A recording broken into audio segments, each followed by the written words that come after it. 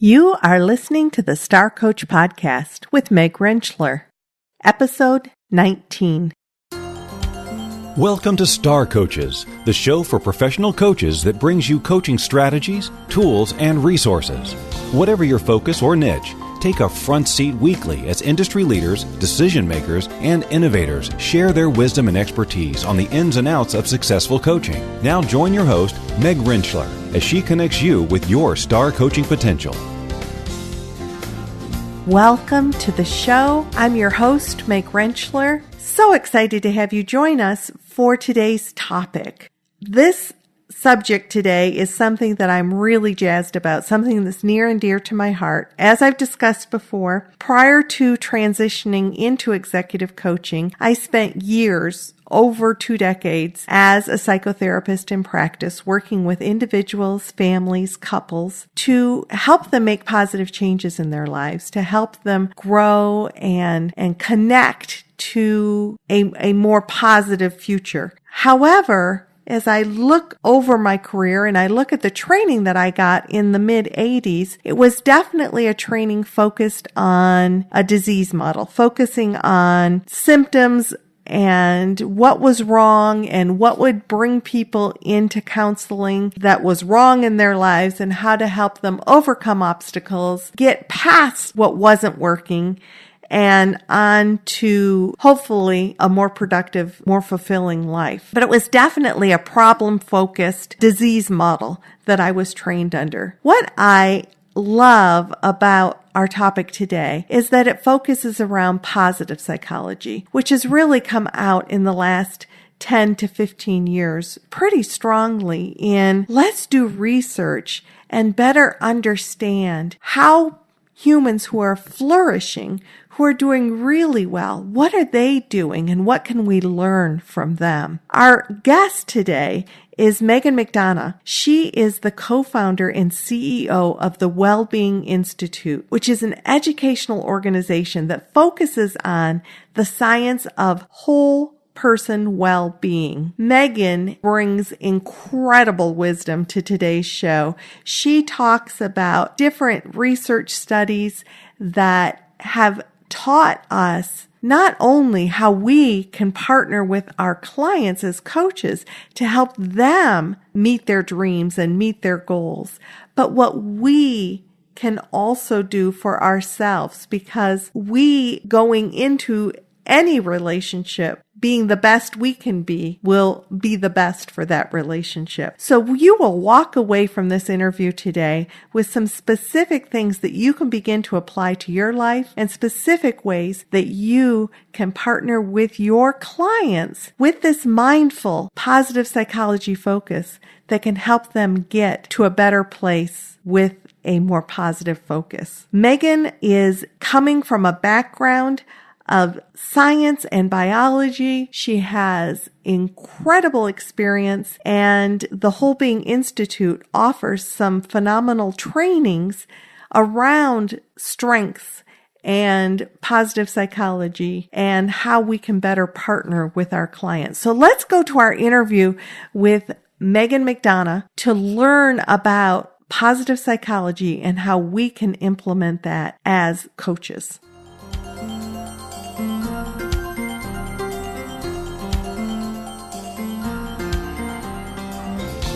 Okay, I want to welcome Megan to the show today. Megan is from the Wellbeing Institute, which is in, what part of the country are you in? Central Massachusetts. Central Massachusetts. Is it cold there today? It is. It's snowy, cold, and icy, but that's New England for you. That's New England. There's many wonderful things. I think one of our favorite family vacations was in the whole New England area, spending like 10 days in all the great places and the East Coast. So thank you for joining me today. You are here to talk about positive psychology in coaching, which is such an incredibly important topic and one of my favorites, very true to my heart. Can you tell me a little bit about the Wellbeing Institute? Sure. Bottom line, we're an educational organization that focuses on the science of human flourishing. So there's a lot of self-help out there on how to live a good life. But what we focus on is, what does the research say about how we live a good life? So what is the fundamental scientific evidence about how to flourish? So this comes from the field of positive psychology, of neuroscience, of behavioral science. We're very lucky. We live in a time where science is actually interested in studying human growth. What makes us tick? What makes it work to really accomplish what we would like to accomplish in life? So what Whole Being Institute does is we take this science, this evidence-based work, and we say, all right, how do we apply it in our own life? And most of the people that come through courses in Whole Being Institute, many of them are individuals just looking to live a better life, but many of them are coaches like your group, and therapists, or work as consultants. So whether you're a consultant or a healing professional or a coach, knowing the science behind what you do elevates your work so that you can be more effective and efficient in what you're doing. You're not trying a whole bunch of different aspects. What you're really saying is, how am I running this coaching session with the science of human flourishing in mind so I can best direct my clients towards realizing their dreams? That is really exciting stuff. And being able to put the science to it so that you know you're not just sort of making it up as you go along. There's some solid evidence and empirically based research to support what you're doing with your clients. How do you help the people that come through the Institute better understand positive psychology? And in this instant, let's go ahead and focus on the coaching aspect, since that is our audience. Yeah, great. So positive psychology in a nutshell is looking at what works, studying what works. So psychology in general had at one point only looked at what was wrong, what was broken in a person, the anxiety, schizophrenia, mental health disorders, depression. And, after World War II, there was a lot of funds and money being put forth towards doing research on how to fix what was wrong. And it wasn't until the last decade or so that psychology as a field said, let's start looking at what works. What's at the very growing tips of those human beings who live the best life? And what is it that we can learn from a scientific endeavor about what works? So positive psychology is about the scientific study in psychology of what works to live the good life. So from a coaching perspective, what this means is when someone comes in for a coaching session, instead of looking at and starting with what's wrong, what's broken, what needs to be fixed, what doesn't work in your life that we have to try and make better, we make a conscious effort to pull forth from the individual, what is it that's working? What is it that does work well? How is it that you're able to pull on these resources in order to make this work for you? So it really changes the focus of an individual. We know that negative emotions converge attention. It narrows our ability to see more options. So if you have a coaching client that comes in and is feeling very bad and negative about their lives, sometimes they can only hone into, wow, this doesn't work. This is wrong. I've got to get out of this situation. And the more you're in that negative space, the more it really converges your attention. Now, what positive psychology says in this coaching relationship is really setting the stage for allowing the client's vision and outlook on life to be broadened and built so that we begin to look at a bigger span of opportunities. Now, that was rather a long answer. I could keep going. But because there's just an endless supply of really good information. What would be some of the steps or maybe some specific pieces that a coach could look for in helping to broaden that filter and increase options? Yeah, so I'm going to tell you, our faculty member for teaching positive psychology coaching is Linda Wallace, who is a real expert in positive psychology and in coaching. And what she does is she pulls the tools of positive psychology and says, okay, if these are the tools in positive psychology, let's take them and apply in a coaching session. For example, one of the tools in our toolbox is appreciative inquiry, the work of David Cooperrider, which is a way of asking questions to get at what we appreciate. It's a different way of inquiry or an inquiry into what it is that we could appreciate about our life, our strengths, our skills, the people around us. So using the tools of appreciative inquiry, it broadens our awareness to be able to see more. Also things like understanding your own narratives, the stories that you tell from a place of benefit finding. So often we tell our personal narratives from a place of, oh, woe is me, I don't have the job I like, overweight, I don't have the right relationship. Sort of that glass half empty. Yes. Right. And that's there. That we're not saying that that's not true, that there's a piece of that story that is a real drag. Part of being a coach from the positive psychology perspective, which Linda teaches so brilliantly, is she has this method of asking her clients to tell the story from a different angle. So she'll ask powerful questions or maybe even make a comment like,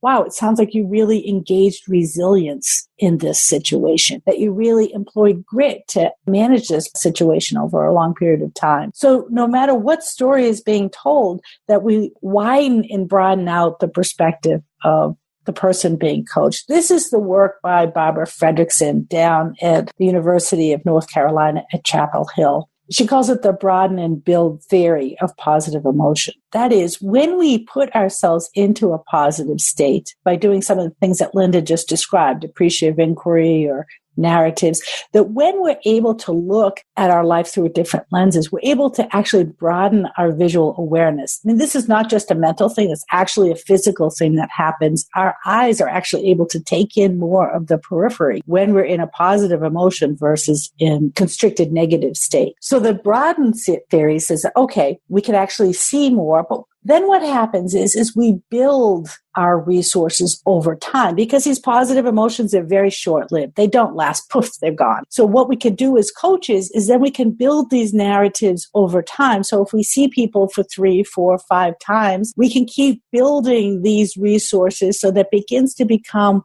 what Barbara Fredrickson calls a virtuous upward spiral of positive emotions. And this actually does stick with us. It builds capacity and capability over a longer period of time versus just a momentary feel of a positive emotion that doesn't have longevity. So we want to do 2 things as coaches. Find the positive right now and then build on it as the coaching situation unfolds. And even as you talked about that positive building, it gave even a visual of building and creating more strength, building on the client's strengths and helping them maybe even tune into what those strengths may be. Yeah, that's a great point, Meg. So many of us don't recognize our own strengths. They're so invisible to us because we swim in the water that we don't even know it's right here. So part of a coach's job in positive psychology coaching is to help the clients identify and then engage their strengths. Now, this is actually work done by the VIA Institute, which is an organization that was actually the backbone of positive psychology. Back in the early 2000s, there was about 55 scientists that looked at literature from around the globe. They took literature from philosophy, from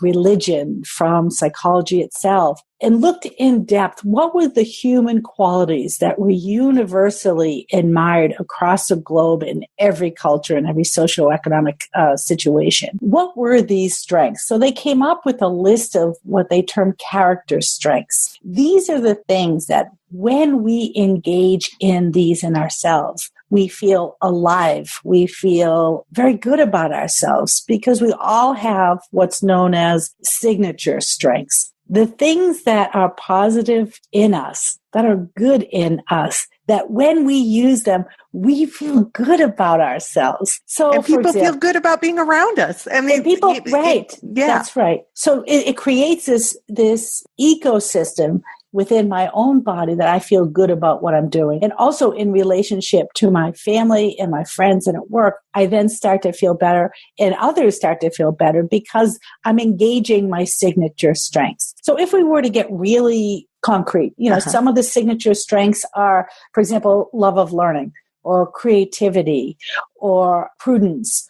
So different people will have different signature strengths. And when you begin to know what these are and engage in them, it enlivens you. And in fact, VIA is one of the only assessments that is psychometrically valid and is free. So if your listeners go online, they can actually get the free VIA character strength survey, a list of questions that helps you identify your signature strengths. And then your coaches can go ahead and use this list when they hear the stories. If you knew someone's story, for example, that their signature strength was appreciation of beauty and excellence, I guarantee when they tell a story, somewhere in there will be that signature strength. And then you can elevate it through that coaching relationship. And they can help see the clients know, wow, I am more enlivened, excited, energetic, more motivated, an overall sense of increased well-being when we engage in our strengths. And help them increase their awareness, anchor them into that strength. And you're right, the VIA strength assessment is free. It's a wonderful resource. The resources that are available on that website are wonderful. So I would strongly encourage people to explore that, to not only use for your own personal awareness, but also to help your clients increase awareness around their strengths. Yes, yes. And this idea of being mindful, in the coaching relationship of what not only our clients' strengths are, but what our own strengths are. So your coaches could be aware of this not only for resources for who they're coaching, but also for themselves. So Linda, when she teaches positive psychology coaching, talks about Kristen Neff's work on self-compassion.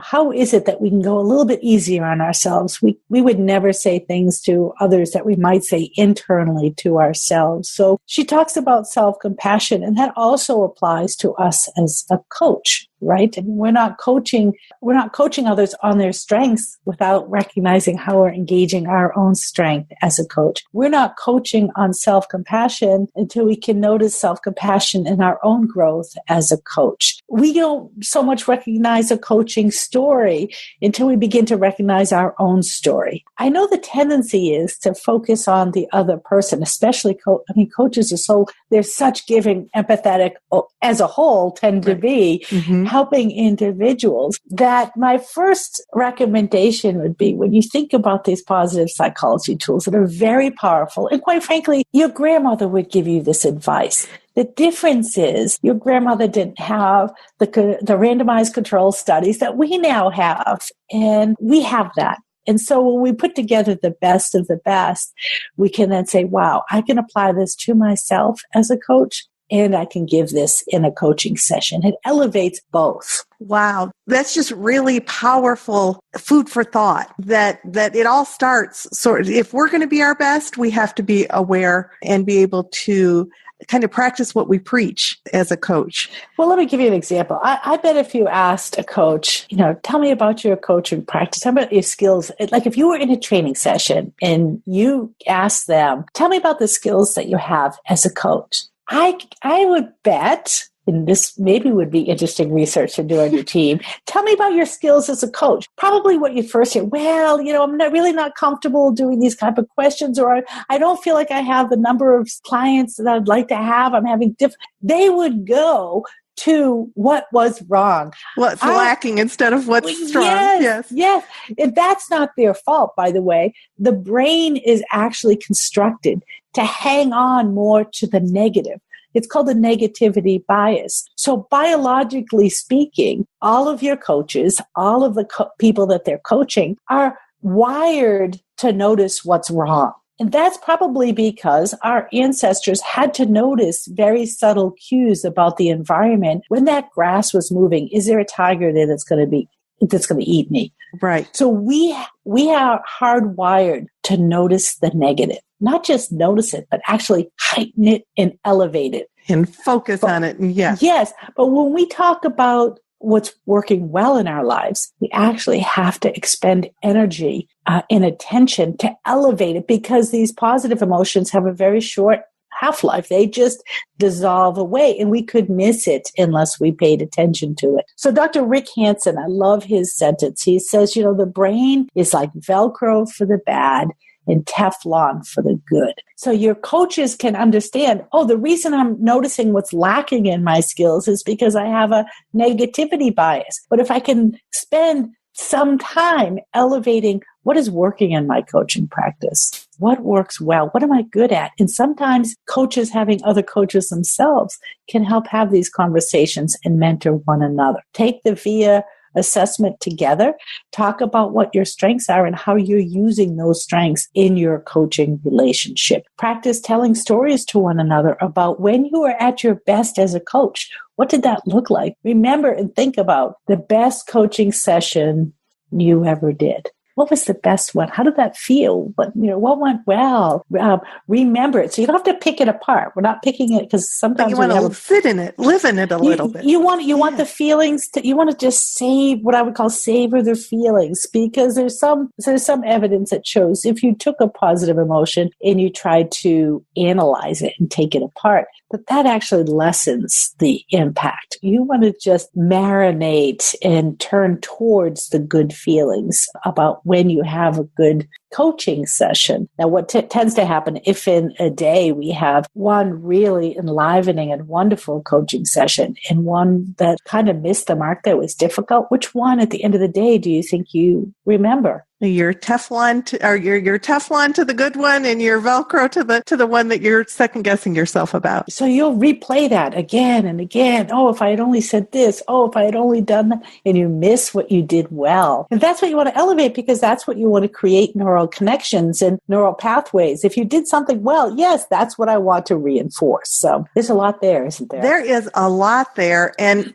just those tidbits that you gave are great to think about and to our listeners can begin to apply that immediately. Can you tell me just a little bit about the kinds of training that the Whole Being Institute offers? Sure. So we offer a bunch of different courses. It depends on what is the individual looking for. For your coaching audience, I would say there's a couple of very relevant courses that we offer. The first is Positive Psychology Coaching, taught by Linda Wallace, which is the one we really have been describing. The other one that we have is also taught by Linda, is an on-site immersion where we have practice these skills. It's a practicum. It's an intensive. The online course is actually going on starting the 20th of February 20th. So it's starting this month. The on-site intensive is, I do believe, in June, or I think it's in June of this year. It's a brand new course that we're teaching out of Kripalu Center for Yoga and Health. So it'll be a lot of fun if your listeners have ever been there. It's the largest yoga retreat center in the United States. And when Linda and I were discussing the skills,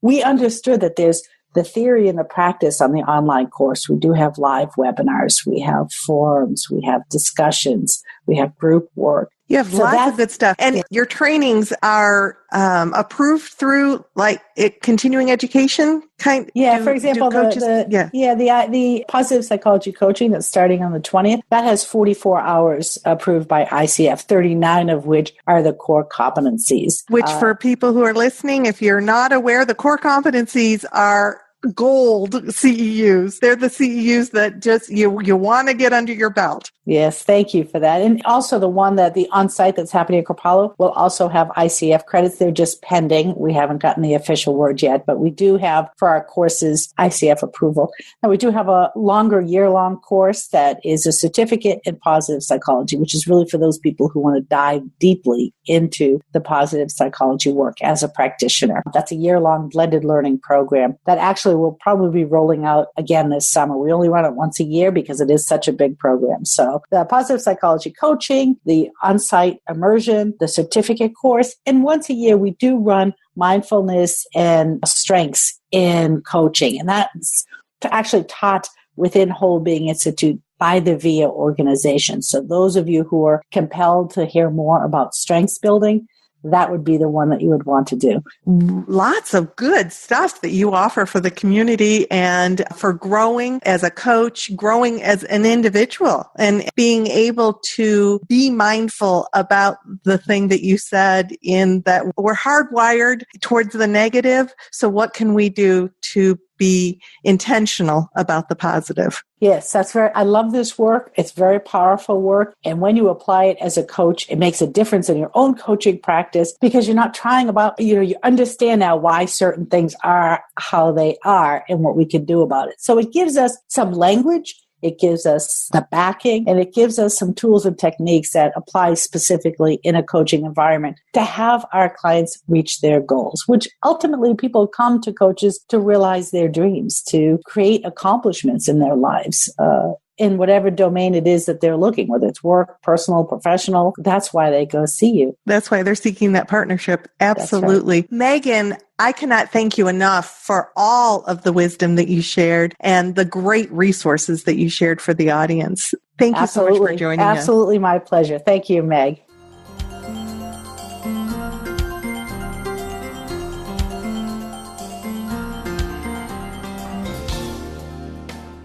I think after Megan's interview, you can see how come this topic and the research around positive psychology, how come it's so near and dear to my heart. It's just really exciting stuff, and stuff that you can begin to apply immediately in your own personal growth and in your work with clients as you partner with them to meet their goals. Another very exciting thing is that the Whole Being Institute has put together a free offer just for our audience.